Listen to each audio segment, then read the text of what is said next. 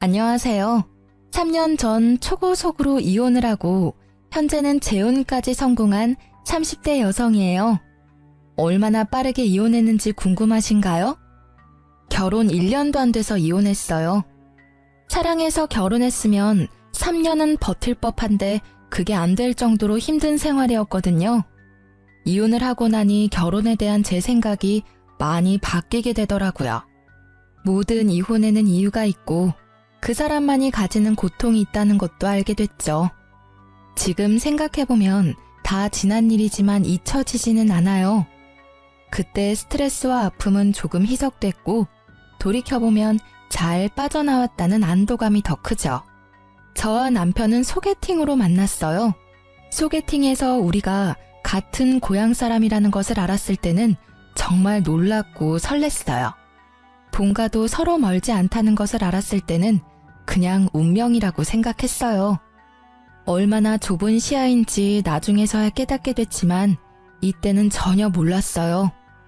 그렇게 결혼 이야기가 나왔을 때 같이 고향에 내려가서 살자는 이야기를 꺼냈어요. 아무래도 고향이 자가를 마련하기 편했고 우리가 전문직이라 직장을 바꾸는데 유리하다는 것도 선택에 한몫을 했죠. 그런데 본가와 가까워지니 점점 시모와 시부의 간섭이 들어오더라고요. 어느 정도는 예상했던 바였어요. 사실 결혼 전에도 저희 친정아버지가 집에서 쉬고 계신다는 이야기를 듣고 시댁에서는 무척 싫어하셨어요. 일도 안 하면서 사는데 사치스럽게 산다고요. 저는 제가 버는 만큼 쓰기에 그리 사치스럽게 보이지 않아서 결혼할 수 있었던 건지도 몰라요. 사실 저희 아버지가 돈을 많이 벌어두셨지만 남편이나 시댁에는 이야기한 적도 없었어요. 제가 잘 버는 것도 아니고 그 돈이 제 것이 될 거라는 생각도 안 해봤거든요. 시부와 시모는 남편의 큰 삼촌 명의의 상가 1층에서 음식점을 하고 계셨기에 일을 하지 않는 아버지에 대해 언제나 쓴소리를 하며 가끔씩 무시하는 발언을 하시곤 했어요. 그 발언도 제가 집 살 때 돈을 반이나 부담한 걸 아시고는 뚝 들어가 버렸죠.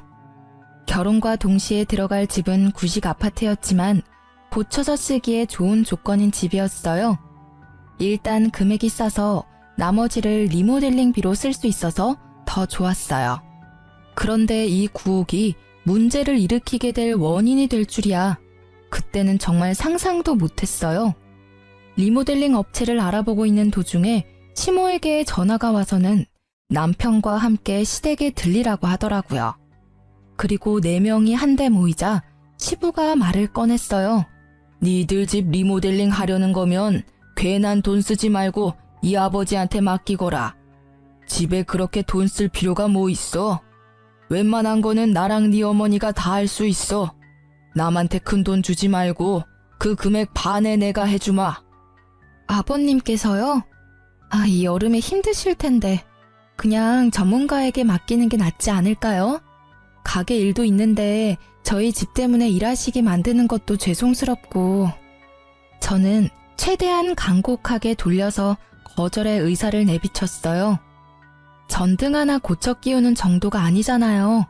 집 장판, 도배, 몰딩, 싱크대, 화장실까지 싹 바꿔야 하는데 평생 가게 일만 하셨던 분이 잘할 수 있을 거라는 믿음이 거의 없었거든요.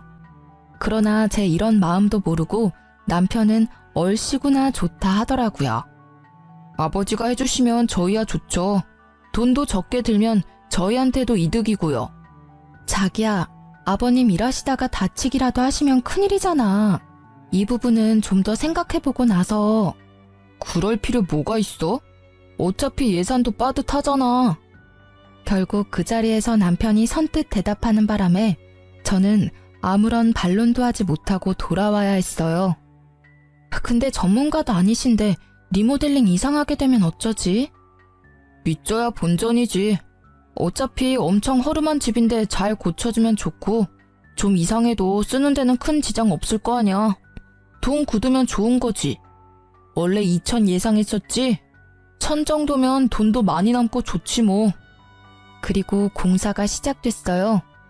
두려움에 두근대는 제 마음과 달리 시부와 시모는 거침없이 공사를 하시더라고요.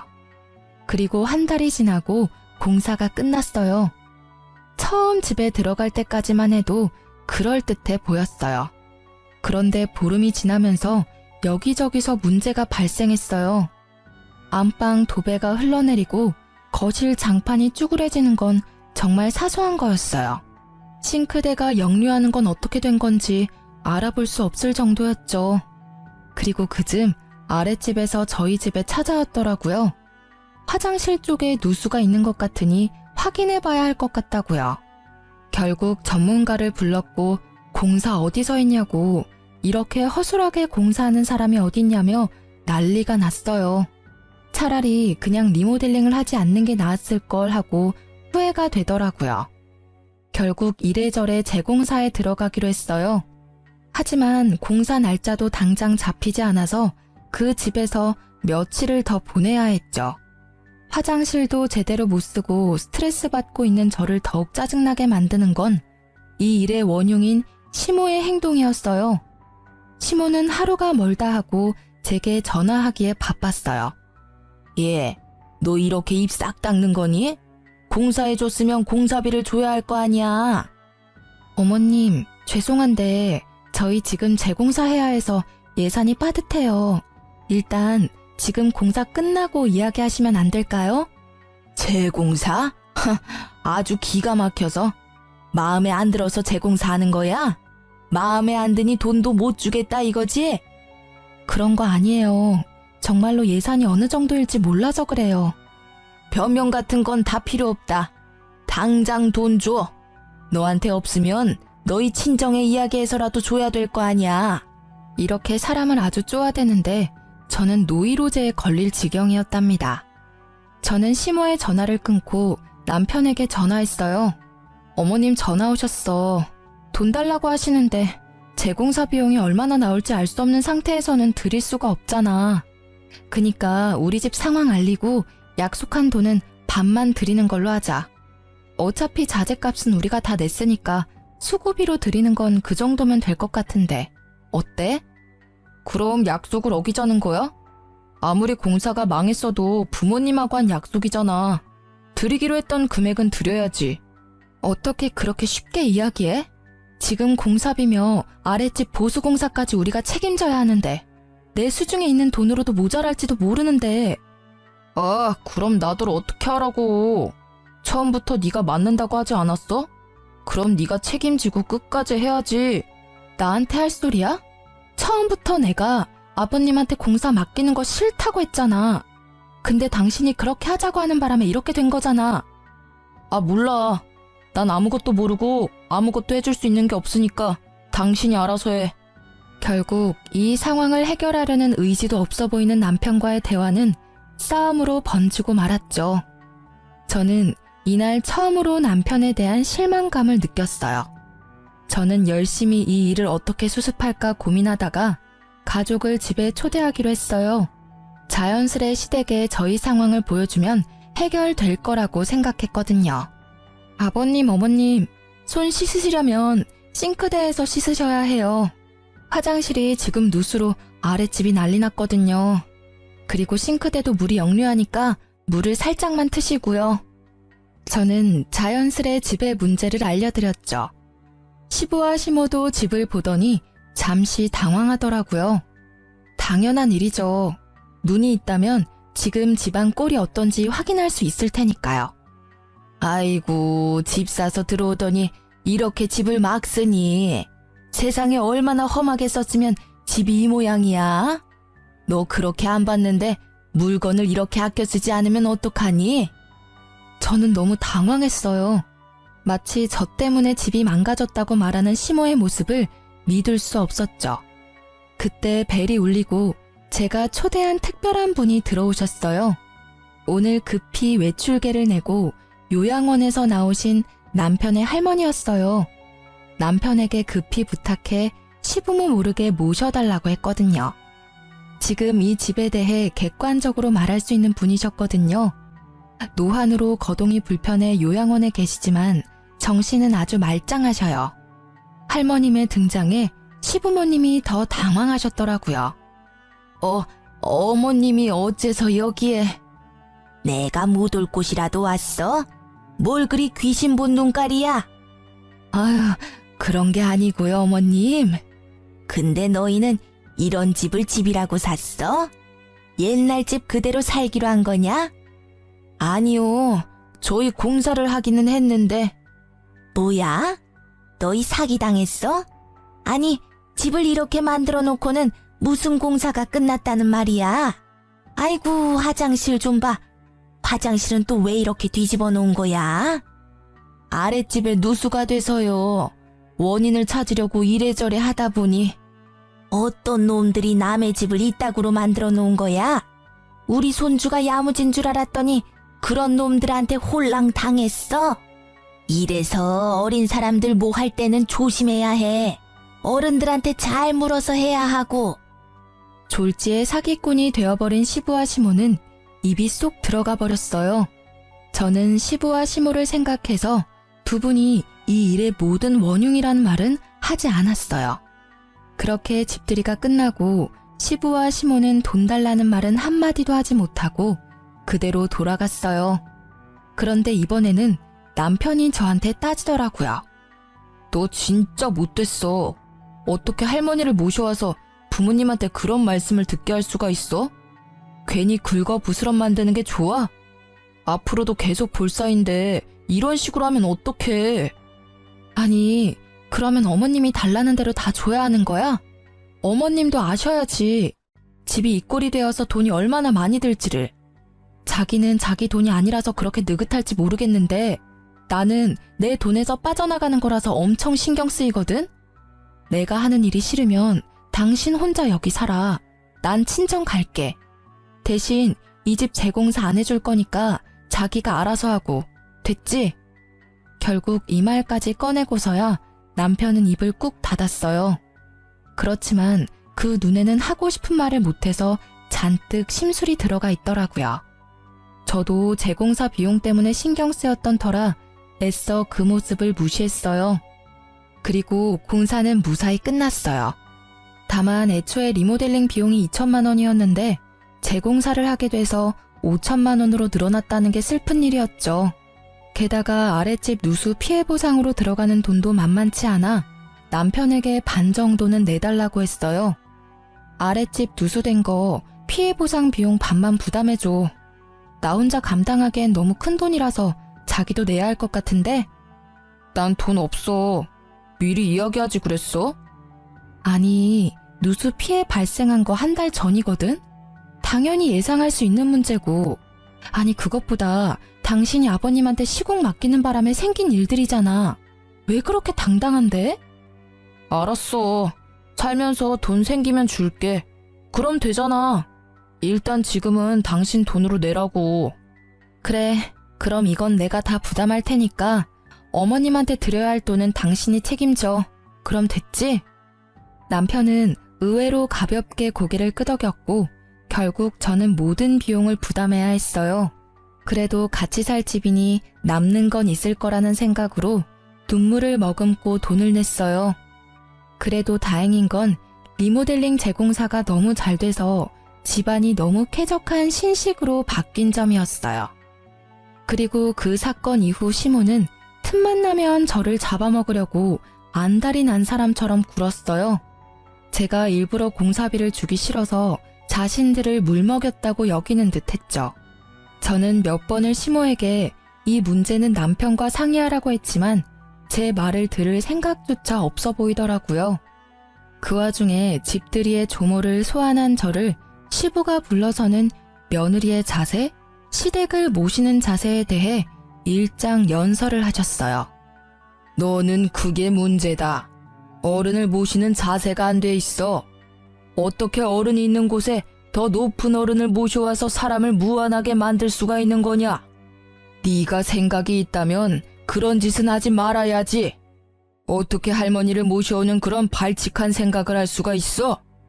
네가 며느리가 아니었다면 이렇게 따끔하게 혼낼 필요도 없었을 거다. 다 너를 위해서 하는 말이니 고깝게 듣지 말고. 그 말들이 왜 저에게는 그리 서럽게 들리는지. 억울한 저와는 반대로 남편은 뿌린 대로 거둔 거라며 시댁 식구들을 말려줄 생각도 없더라고요. 저는 이미 결혼에 대한 환상이 깨지고 현실에서 허우적거리고 있었어요. 그렇게 몇 달 뒤에 우편물이 하나 날아왔더라고요. 제가 주식을 안 해서 잘 모르겠지만 주식 배당과 관련된 우편물이더라고요. 저는 설마 하는 마음으로 우편물을 뜯었는데 남편이 거의 3천만 원이나 되는 큰 돈을 투자한 걸 알게 됐죠.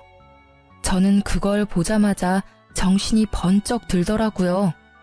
리모델링 재공사 할 때는 돈 없다며 저를 태연히 속이고 아랫집 피해 보상 금액도 저한테 한 푼도 주지 않았던 거예요. 열받은 저는 남편을 기다렸어요. 7시, 8시, 9시. 저녁 늦게야 들어온 남편은 평소와는 다르게 정적이 흐르는 집안 분위기에 들어오다가 잠시 멈칫하더라고요. 도둑이 제발 저린다고 제 얼굴을 보고는 슬쩍 눈치를 보고는 제게 오더라고요. 당신 이거 뭐야? 이만큼 돈이 있으면서 나한테 돈 한 푼 안 준 거야? 재공사할 때 돈이 얼마나 들었는지 알지? 그때는 돈 없다 하더니 지금이라도 재공사 비용 절반 나한테 줘. 안 줄 거야. 아니 못 줘. 지금 주식으로 거의 반을 날려서 지금 빼면 손해본다고. 손해를 보든 말든 내 상관 아니야. 나는 당신이 날 속였다는 게 화가 났고 당신에게 돈이 있음에도 내게 모든 책임을 전가해서 돈 한 푼 안 낸 게 화가 나는 거야. 아니, 도대체 이 돈이 어디서 난 거야? 그게 사실은 내 돈은 아니고.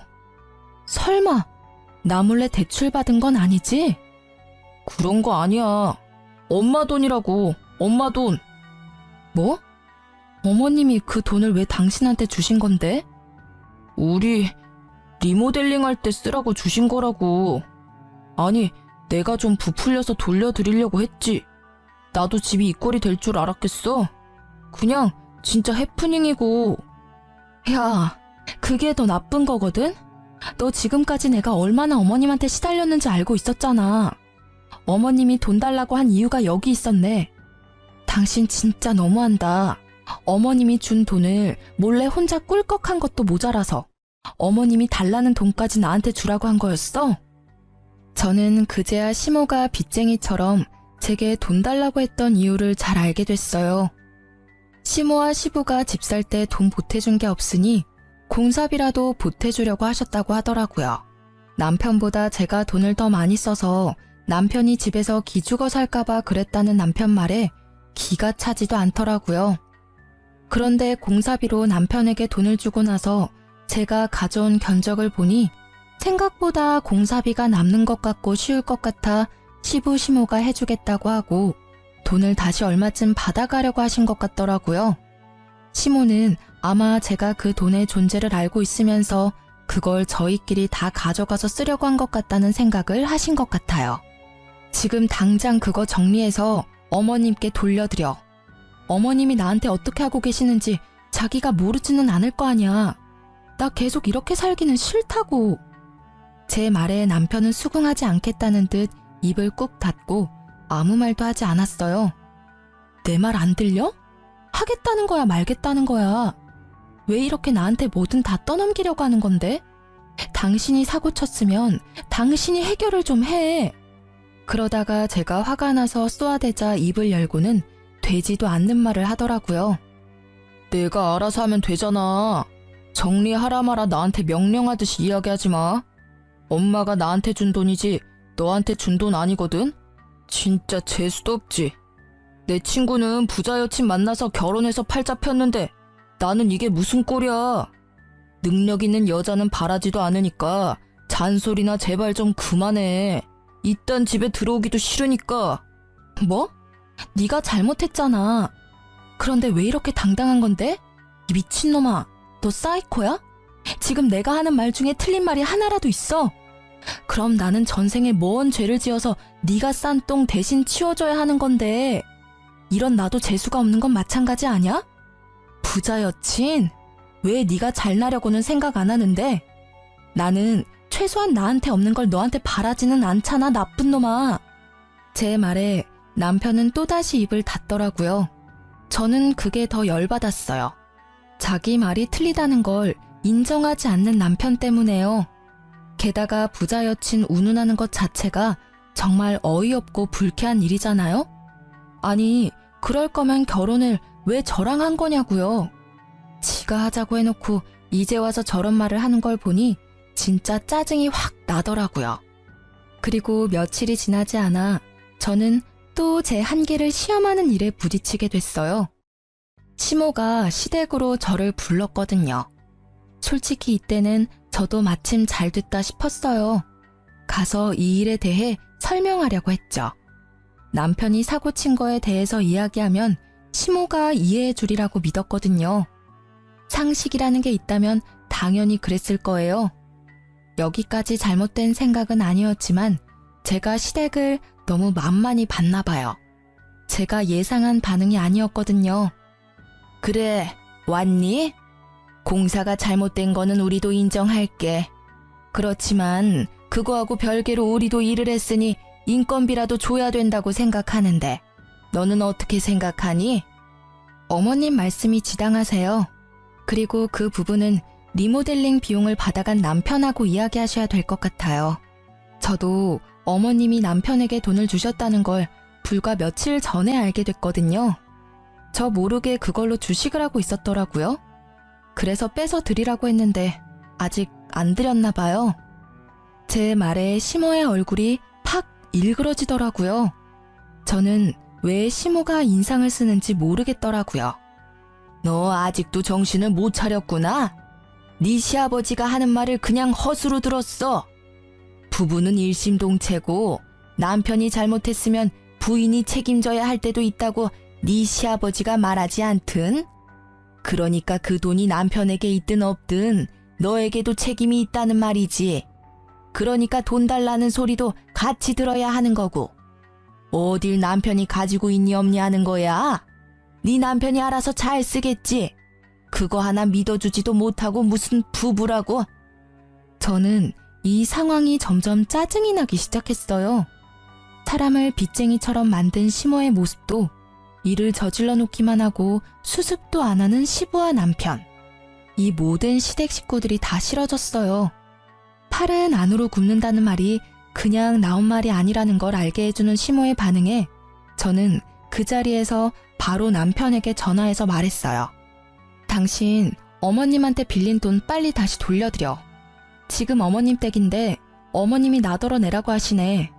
내가 아랫집 누수 피해 보상이며 재공사 비용 다 낸 거 당신도 잘 알 테니까 이 부분은 어머님하고 당신이 알아서 잘 해결해줬으면 좋겠어. 그게 싫으면 내가 어머님한테 돈 드릴 테니까 당신이 아랫집 누수 피해 보상 금액 변상하던지. 마지막 최후 통첩 같은 제 말에 남편의 대답은 둘 다 싫다였어요. 그리고 저는 남편의 그 모습에 이혼에 대해 심각하게 고려하기 시작했죠. 제가 짜증나고 안 나고를 떠나서 일을 해결할 의지가 없는 남편의 모습에 실망했거든요. 그렇게 시모와 이야기를 나눈 뒤로 시모는 시도 때도 없이 다시 전화를 하기 시작했어요. 무시할 수도 없어 받고는 바쁘다며 끊기를 여러 번. 정말 노이로제에 걸리기 일보 직전이었어요. 그리고 친정엄마에게 전화가 왔을 때는 정말로 혼이 나가는 줄 알았어요. 설마 친정까지 가서 그런 짓을 할 줄은 몰랐거든요.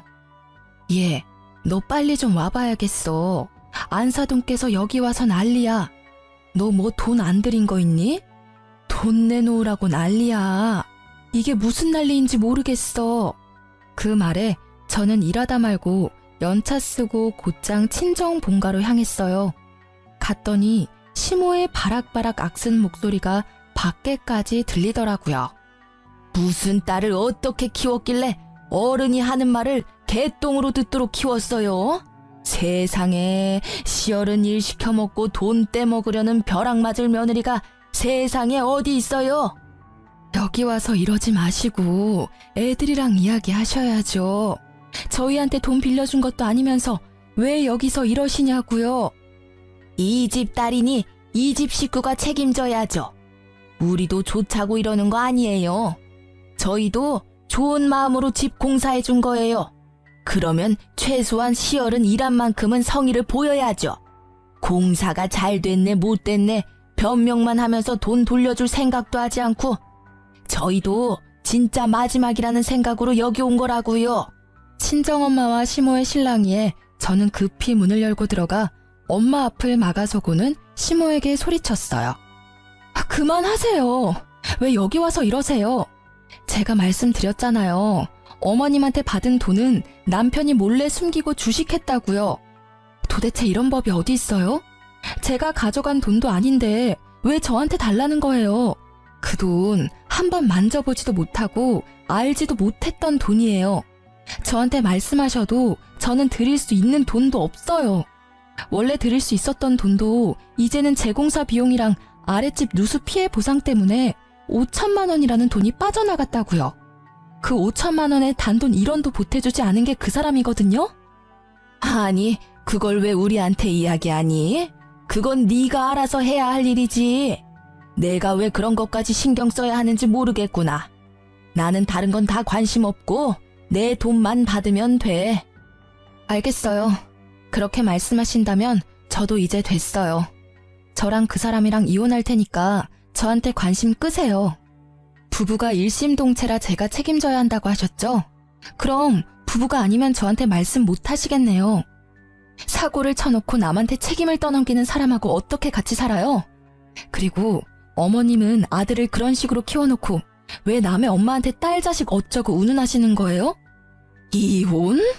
내가 그러면 겁이라도 낼 줄 알았니? 이쪽에서 더 환영이다. 이혼하면 위자료는 한 푼도 못 받을 줄 알아.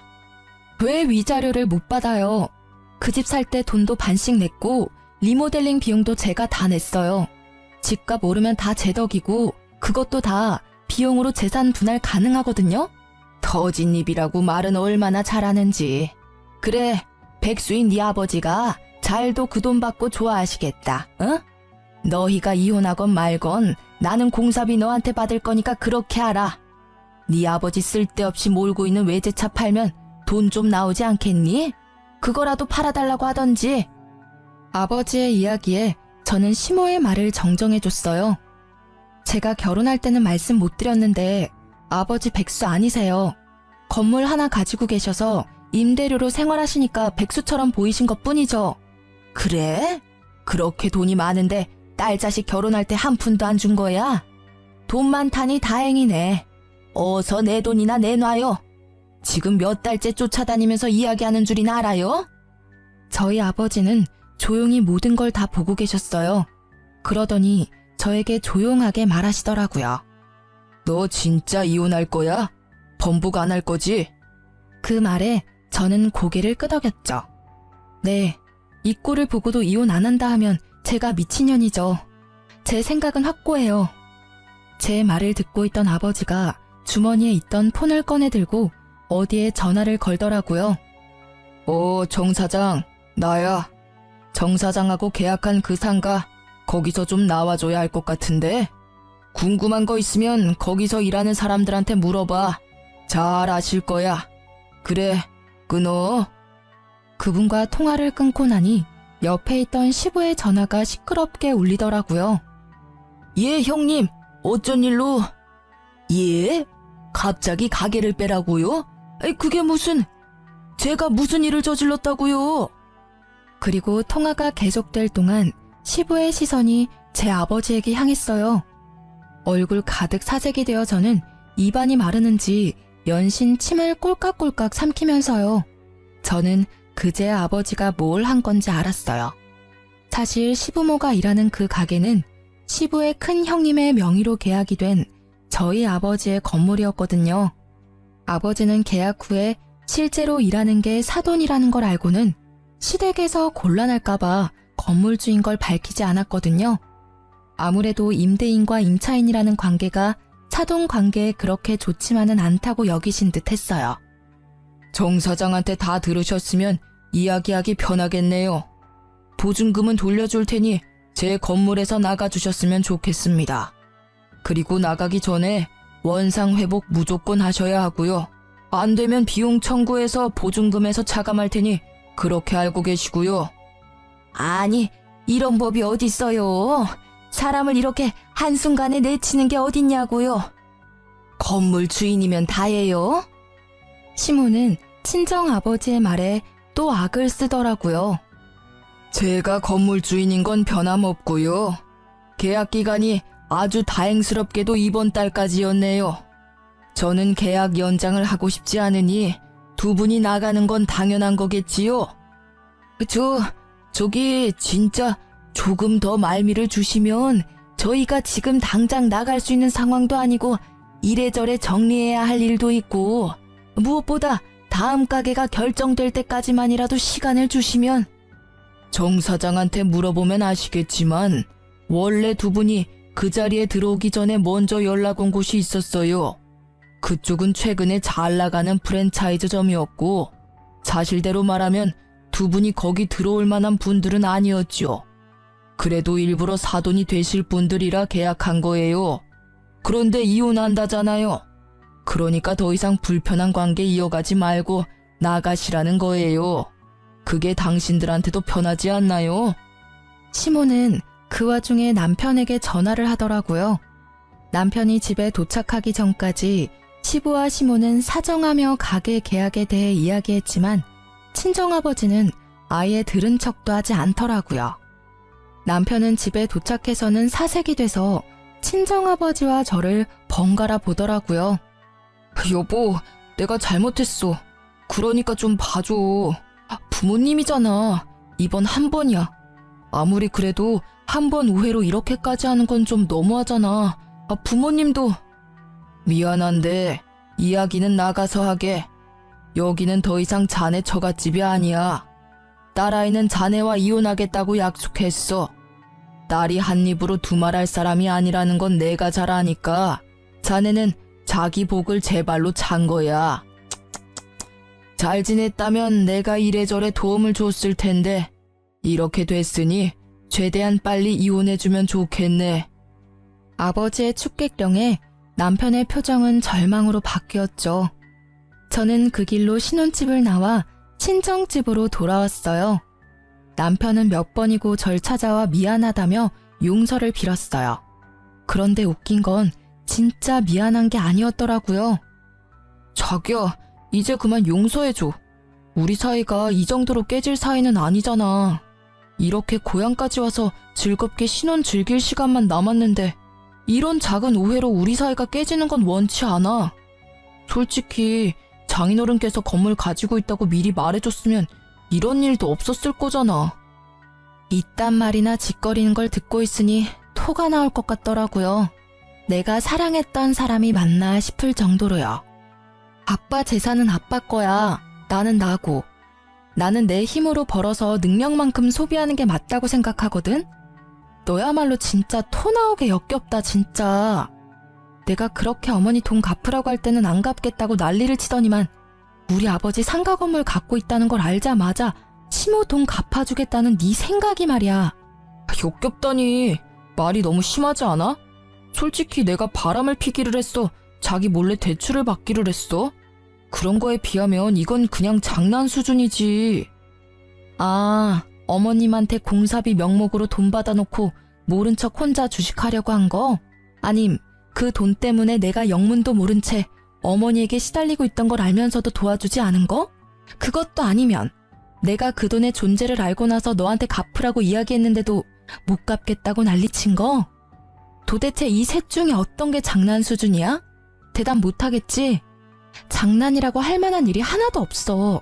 전부 다 문제가 있는 일 아니야? 제 말에 남편이 입을 꾹 닫더라고요. 그렇지만 이내에 변명이라도 하려는 듯 이야기하더라고요. 그건 다 생활 자금을 좀 불리려고 한 일에 불과하잖아. 나도 생각이 있어서 한 일인데 이렇게 전부 의심하면 나도 기분이 나쁘잖아. 그리고 가정이야 어쨌든 결과만 좋으면 되는 일이고. 결과가 좋아? 반이나 날려먹은 주식이 좋은 결과야? 잘 들어봐. 내가 이혼을 결정한 이유가 네가 숨긴 시모 돈 때문만은 아니거든? 막상 결혼을 해보니까 넌 문제가 생겼을 때 해결할 생각이 없더라고. 매번 나한테 문제를 해결하도록 맡기기만 했지. 너는 문제를 해결할 의지조차 없었어. 게다가 회피하기만 했지. 그걸 보니까 진짜 질리더라고. 그런데 그것만으로도 이혼 확정감인데 네 어머니는 어떻고? 그 돈 네가 갖고 있다고 몇 번을 말해도 나한테 부부는 일심동체니 남편이 사고를 치면 아내가 해결하는 게 맞는 일이니 말도 안 되는 말만 하시고 가족 운운하면서 어떻게 그렇게 악착같이 날 쫓아다니면서 빚쟁이 쫓아다니는 사채업자처럼 막무가내로 돈을 달라고 할 수 있어? 그게 얼마나 더러운 기분인지 넌 상상도 안 가지? 그러니까 그렇게 태어났던 거지. 다시는 이런 일 겪기 싫고 2번 다시 생각하고 싶지도 않아. 제 말에 남편은 아무 말도 못하고 눈만 굴리더라고요. 나가자니 제 아버지 앞으로 된 건물이 아른거리고 뭔가 제 말에 반론을 하고 싶은데 입이 10개라도 할 말은 없고 결국 제가 쫓아보내고서야 남편은 터덜터덜 돌아가더라고요. 그 뒤로는 일사천리로 이혼 과정이 진행됐어요. 다행스럽게도 제가 한 리모델링 건으로 집의 가치가 이전보다는 올라서 그 부분의 비용도 어느 정도는 되돌려 받을 수 있었어요. 여기서 짜증나는 건 집값이 오른 걸 남편도 혜택을 봤다는 점이었죠.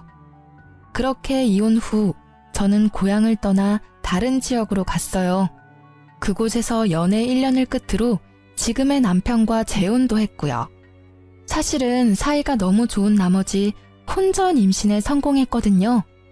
재혼해서 아들을 출산하고 오랜만에 친정집에 내려갔어요. 아버지와 함께 외식하러 나갔는데 식사하는 곳에 전 남편의 전 시모가 일하고 있더라고요. 순간 확 짜증이 나서 다른 곳으로 가려고 발길을 옮기는데 전 시모가 아는 척하며 저 아버지에게 다가오더라고요. 아이고, 잘나신 전 며느리네. 그렇게 이혼하고 잘 살고는 있어? 남의 눈에 눈물 나게 하면 지 눈에는 피눈물 난다던데 그 눈물은 언제쯤 나려나 몰라? 나쁜 년도 이런 나쁜 년이 없지. 세상에 결혼한 지 1년도 안 돼서 돈 때문에 지압이 갖다 버린 년이 얼굴을 빳빳하게 들고 다니는 게 제대로 된 세상이야? 욕하지 마세요. 저랑 이제 그쪽 집안은 관련 없거든요. 관련이 없기는 왜 없어? 악연으로 똘똘 엮여 있는데. 남편 버린 년이나 돈 때문에 사돈댁 내치는 친정아버지나 다 똑같이 거기서 거기지. 사람 무시하고 잘 사는 사람 못 봤어.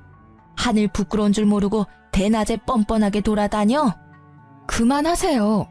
제 친정에 돈 없다고 무시하고 구박한 것도 당신들이고 무엇보다 제가 받지도 않은 돈 어이없이 저한테 요구한 것도 당신들이거든요. 조용히 최소한 상식적으로 살았으면 이혼할 일도 없었을 거라고요. 하늘 부끄러운 줄 모른다고요? 그거 제가 할 말이거든요. 진짜로 부끄러워할 사람이 누군데 지금? 아니, 인연이 보자 하니까 사람을 만만하게 보고. 뭐? 왜 내가 부끄러워해야 해? 지금 우리가 어떤 상황인지 알지도 못하면서 네가 뭘 안다고 우리한테 그런 소리를 짓거리는 거야? 시모의 큰 소리에 놀라서 앵앵 울고 있는 제 아들을 친정아빠가 안아 올리며 말했어요. 부끄럽지 않다면 최소한 후회라도 하셔야죠. 이혼 안 했으면 제가 가진 상가는 제 딸아이에게 물려줬을 겁니다. 그러니 당신네 아들에게 가야 할 복은 그쪽이 스스로 날려버린 거나 마찬가지죠. 저는 제가 가진 상가를 우리 외손주에게 줄 거거든요. 마음을 좀 곱게 쓰셨으면 당신네 외손주가 제 상가를 받았을지도 모르죠. 뭐 결과적으로는 그렇게 되지 않아서 참으로 다행이기는 합니다만. 그 말에 시모의 얼굴은 후회와 짜증으로 일그러졌어요. 어쩌겠어요. 본인이 차버린 복인데. 실제로 제 아버지는 제 아들에게 모든 걸 물려주겠다고 하셨거든요. 처음에는 다 쓰고 돌아가시겠다고 하시더니 제게 아들이 생기니 마음이 달라졌다고 하시더라고요. 어쨌든 시모는 아버지 말에 결국 후회막심한 얼굴로 사라졌어요. 그 뒤로 본 적은 없어요. 다만 그 뒤에 들린 소식에 제 버릇 남 못 준다는 말이 생각나더군요. 전 남편이 재산 분할로 받은 돈으로 시부모와 함께 살 전셋집을 얻었다고 하더라고요. 그런데 한 달도 되지 않아서 연식이 오래된 아파트다 보니 또 집을 고치겠다고 했답니다. 전 남편이 말린 모양이지만 결국에는 또 싼 돈에 말려 허락한 듯해요. 그리고 시부가 집을 고친다고 이래저래 아무거나 만지다가 천장에 스프링클러를 잘못 건드려서 집 전체가 홀딱 젖어버렸다고 해요. 이삿짐을 그제야 다 풀었고 도배 장판도 주인 집에서 다 해줬다는데 결국 문제가 생겨버린 거죠. 이후에 고치는 데 드는 비용을 모두 변상하고 나서야 쫓겨났다고 하더라고요. 저희 신혼집 공사하면서 피를 봤는데도 결국 그걸 무시하고 다시 시부에게 일을 시켰다가 또 피를 보게 된 거죠. 이런 걸 보면 사람 참 변하지 않는다는 걸 느껴요. 분명히 그 고생을 했는데도 맡기고 싶은 생각이 왜 들었을까요? 그 사람들 생각은 이해할 수 없지만 이젠 저와는 상관없는 사람들이니 그러려니 해요. 다만 남편과는 비슷한 직종이 있다 보니 여기저기서 들리는 소식이 있거든요. 저와 이혼하고 몇 년이 지나도록 재혼은 못하고 있다고 하더라고요. 그럴만도 하죠. 그런 시댁에 누가 시집가고 싶겠어요? 솔직히 소문내고 싶어서 소문낸 건 아니지만 둘이 비슷한 일을 하니 소문이 다 나버린 건 어쩔 수 없는 일이더라고요. 저는 아들 하나 낳고 잘 살고 있어요. 지금은 일 그만두고 아버지가 가진 상가의 관리인으로 일하고 있어요. 아버지가 상가 책임져 보지도 못하고 물려받아 홀라당 날리지 말고 아버지가 살아있는 동안 조금이라도 배워서 잘 운영해보라고 하셨거든요. 그 마음 씀씀이가 참 감사하더라고요. 그리고 그런 저를 응원해주는 현재의 남편의 자상함과 책임감이 저한테는 무척 힘이 되어줘요. 아이에게 무슨 일이 생기면 저보다 먼저 해결해주는 남편이 전 남편과 참 비교되어 보인다고 하면 지금 남편에게 미안할 정도거든요. 그런 사람과 비교라니. 이혼은 저에게 좋지 않은 기억을 주었지만 동시에 사람을 보는 눈도 조금은 알려준 것 같아요. 그리고 도저히 내 선에서 해결하지 못할 일에서는 발을 빼는 게 현명하다는 생각도 들고요. 만약 제가 사랑이니 뭐니 시간이 지나면 변할 거라는 생각을 했다면 지금의 이 행복한 제가 없었을지도 모르죠. 아이가 있었더라도 헤어짐의 변화는 없었을 거예요. 물론 이해관계가 좀 더 복잡해졌겠지만 책임을 떠넘기기만 하는 시댁과 남편에게 아이를 맡기지는 못했을 거예요. 이렇게 저의 짧은 결혼 기간이 끝났어요. 신혼집 공사부터 시작된 일들이 마침내 제 결혼의 마침표를 찍게 될 줄은 그때는 정말 몰랐지만 헤어지고 나서는 다행이라는 생각이 들었어요. 그대로 있었다면 제가 힘들기만 했을 거예요. 제 사연을 읽고 그럴만했다고 생각하시는 분들도 있고 조금만 더 참아보는 게 어땠을까 하고 생각하는 분들도 계실 거예요. 그렇지만 참으면 참을수록 제 안에서 깎여나가는 것이 분명히 있다고 생각해요. 자존감, 존중, 배려. 결혼은 서로 희생하기만 해야 하는 건 아니라고 생각해요. 적당히 자신도 챙길 줄 알아야 오래 가는 것 같더라고요. 저처럼 짧은 결혼 기간에도 이혼을 고려하시는 분들에게 제가 겪은 일들이 도움이 되었으면 좋겠네요. 들어주셔서 감사합니다.